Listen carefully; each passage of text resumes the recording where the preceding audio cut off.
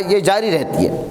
خواجہ غریب نواز رحمۃ اللہ علیہ کے بارے میں آتا ہے کہ جب آپ نے یہ تعلیم حاصل کر لی، پھر آپ کے دل میں خیال آیا کہ اب میں ایسے مرد کامل درویش کے ہاتھ میں ہاتھ دوں، اس کی تلاش کروں کہ جس کے ہاتھ میں ہاتھ دے کر میں روحانی سفر اختیار کروں۔ آپ کے بارے میں یہ آتا ہے کہ پھر جب آپ نکلے تو خواجہ غریب نواز رحمۃ اللہ علیہ نشاپور کے قریب موضع ہارون میں پہنچے۔ وہاں پر ایک مرد کلندر باکمال درویش فقر و ولایت کے امین حضرت خواجہ عثمان ہارونی رحمۃ اللہ علیہ وہاں پہ تھے۔ تو آپ کو ایسے مرد کلندر کی تلاش تھی۔ جب وہاں پہنچتے ہیں تو حضرت خواجہ عثمان ہارونی رحمۃ اللہ علیہ کی بارگاہ میں پہنچتے تو آپ نے کیا حکم دیا؟ آپ نے فرمایا ایسا کرو کہ سب سے پہلے آپ 2 رکعت نماز نفل ادا کرو۔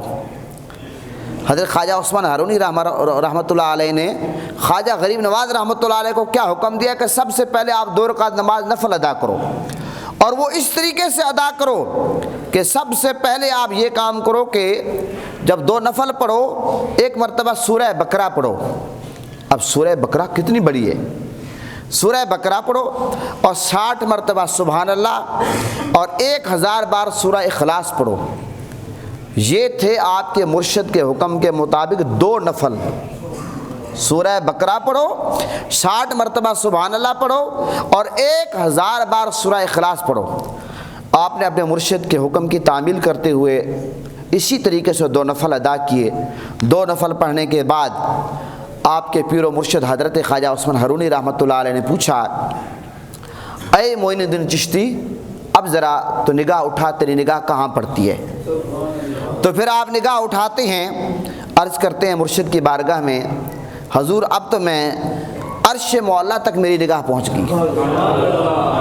پھر آپ کے مرشد نے حکم دیا کہ اپنی نگاہ نیچے ڈالو، اپنی نگاہ نیچے ڈالو، بتاؤ کہ کہاں تک پہنچی؟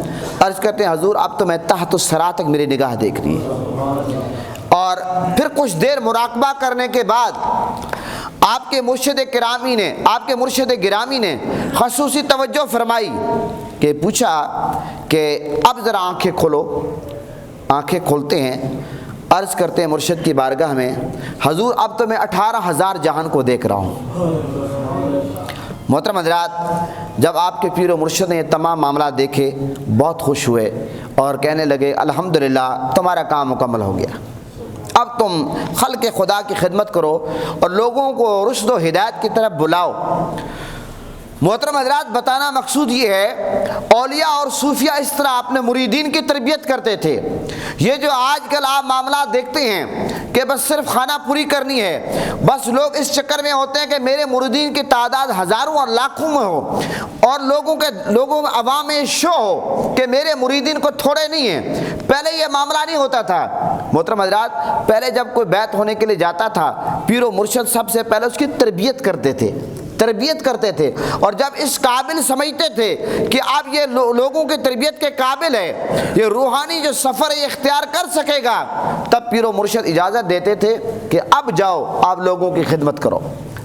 محترم حضرات، مجھے یاد ہے یہ کتابوں میں ہم نے پڑھا ہے، امام اہل سنت غزالی زمان راضی دورہ حضرت علامہ سید احمد سید کاظمی علیہ رحمہ جب بیعت فرماتے تھے تو کیا کہتے تھے کہ جو نماز نہیں پڑھتا وہ میرا مرید نہیں ہے، جو نماز نہیں پڑھتا وہ میرا مرید نہیں ہے۔ محترم حضرات، بیعت تو اس چیز کا نام ہے کہ پیر اپنے مرید سے توبہ کرواتا ہے کہ آپ نے جھوٹ نہیں بولنا، آپ نے گناہ نہیں کرنے، آپ نے چوری نہیں کرنی، آپ نے نماز نہیں چھوڑنی۔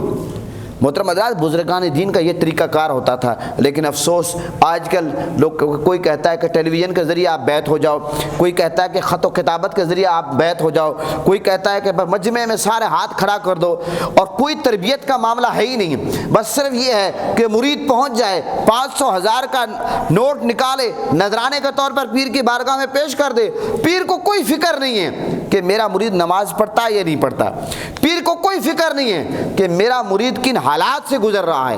محترم حضرات، افسوس، لیکن میں ایک بات واضح کر دینا چاہوں، اب بھی اللہ والے ہیں جو صحیح تربیت کرنے والے لوگ ہیں، اب بھی ہیں، اس گئے گزرے دور میں بھی لوگ ہیں، لیکن ٹھگ لوگ اس قدر میدان میں آ گئے، 2 نمبر لوگ اس قدر فراڈیا آ گئے کہ وہ جو اصل لوگ ہیں ان کو بدنام کرنے پہ تلے ہوئے ہیں۔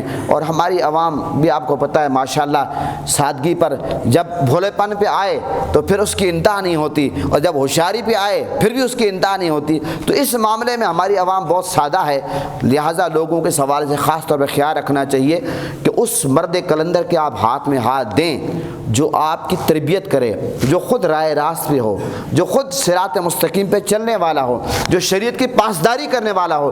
سب سے بڑی کرامت پیر کی یہی ہوتی ہے کہ وہ شریعت کی پاسداری کرنے والا ہو۔ جو خود بندہ شریعت کی پاسداری نہ کرے، نماز نہ پڑھے، روزے نہ کرے اور دین نیک اعمال کی طرف خود نہ جائے تو وہ آپ کی کیا اصلاح کرے گا؟ تو وہ آپ کو گمراہ کرے گا۔ وہ آپ کی جیب تو خالی کر سکتا ہے، وہ آپ سے ذاتی فائدے تو لے سکتا ہے، لیکن روحانی طور پر وہ آپ کی تربیت نہیں کر سکتا۔ اس لیے ذرا اس حوالے سے ہمیں خاص طور پر خیال رکھنا چاہیے۔ اس لیے دادا صاحب رحمۃ اللہ علیہ نے کیا لکھا ہے کہ اگر مرید ہونے سے پہلے آپ کیا کریں، کشف المعجوب کا مطالعہ کریں تو آپ کو پتہ چلے کہ پیر و مرید کا معاملہ کیا ہے۔ آج کے تو لوگوں کو پتہ ہی نہیں ہے، لوگ یہ سمجھتے ہیں کہ سال کے بعد عرس کی تقریب میں چلے جاؤ، یہی پیر و مریدی ہے۔ محترم حضرات، پیری مریدی اس چیز کا نام نہیں ہے۔ جب آپ بیعت پیر آپ کو کرتا ہے، پیر آپ کو جس چیز سے توبہ کراتا ہے، اگر آپ پھر بھی وہ کام کرتے ہیں تو اس کا مطلب بیعت تو ٹوٹ گئی۔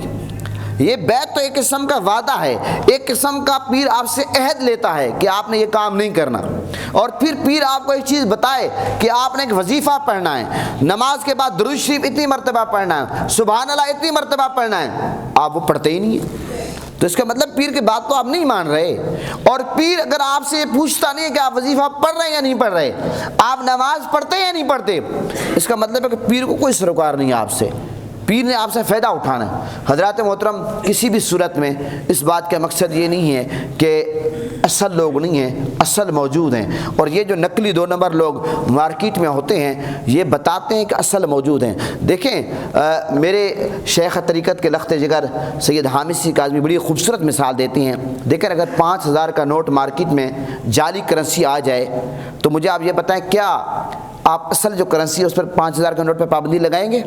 آپ کہیں گے جو جعلی کرنسی چھاپنے والے لوگ ہیں ان پر پابندی لگائیں گے۔ تو وہ کہتے ہیں کہ، اور دوسری بات یہ ہے کہ 5000 کا نوٹ جعلی اس وقت چل پائے گا جب اصل موجود ہوگا۔ اگر اصل موجود ہو ہی نہ، کیا جعلی نوٹ چل سکتا ہے مارکیٹ میں؟ نہیں چل سکتا، اس وقت چلے گا جب اصل موجود ہوگا۔ تو محترم حضرات، یہ جو 2 نمبر فراڈیا آج یہ ٹھگ قسم کے لوگ مارکیٹ میں آئے ہوئے ہیں، اپنے آپ کو پیر کہتے ہیں، اس سے پتہ چلتا ہے کہ اصل موجود ہے۔ بڑی سرکار پیچھے موجود ہیں، خواجہ معین الدین چشتی اجمیری رحمۃ اللہ علیہ موجود ہیں، پیر مہر علی شاہ موجود ہیں۔ اس لیے محترم حضرات ہمیں یہ سمجھنا چاہیے، آج وکلا کے شعبے میں جائیں، اچھے برے لوگ ہیں لیکن سارے وکیلوں کو کوئی برا نہیں کہتا۔ ڈاکٹروں کی جعلی ڈگریاں پکڑی جاتی ہیں لیکن ڈاکٹروں کو سب یہ نہیں کہتا سارے ڈاکٹر غلط ہیں، جو حالانکہ جعلی ڈگریاں پکڑی جاتی ہیں۔ علماء میں یہی معاملات ہیں، جعلی ڈگریوں والے پکڑے جاتے ہیں، سیاستدانوں میں ہیں، ہر شعبے میں اچھے برے لوگ ہیں، لیکن آپ پیر و مریدی کے جو شعبہ ہے اس کو کیوں بدنام کرتے ہیں کہ 2 نمبر پیر 2 نمبر پیر؟ یہ 2 نمبر یہ ٹھگ لوگ ہیں، یہ فراڈیاں ہیں، اور ان سے ہمیں بچنا چاہیے۔ جو اصل اولیاء کاملین ہیں، بزرگان دین ہیں، ان کا ہمیں احترام کرنا چاہیے، ان سے محبت کرنی چاہیے۔ محترم حضرات، میں یہ عرض کر رہا تھا، جب آپ نے بیعت کر لی حضرت خواجہ عثمان ہارونی رحمۃ اللہ علیہ کے ہاتھ پر، حضرت خواجہ معین الدین چشتی اجمیری رحمۃ اللہ علیہ نے، اس کے بعد کیا ہوا؟ آپ نے لوگوں کے رشت و ہدایت کے لیے کوشش کی، کاوش کی، ہمیشہ آپ خدمت کرتے رہے، یہاں تک آپ نے سرزمین ہند کا رخ کیا، پھر مدینہ الاسلام بغداد میں آپ آئے، پھر حضور غوث پاک شیخ عبد القادر جیلانی رضی اللہ عنہ سے خواجہ معین الدین چشتی اجمیری رحمۃ اللہ علیہ نے فیض حاصل کیا، حضرت شیخ شہاب الدین سہروردی رحمۃ اللہ علیہ سے فیض حاصل کیا، اور یہاں تک کہ پھر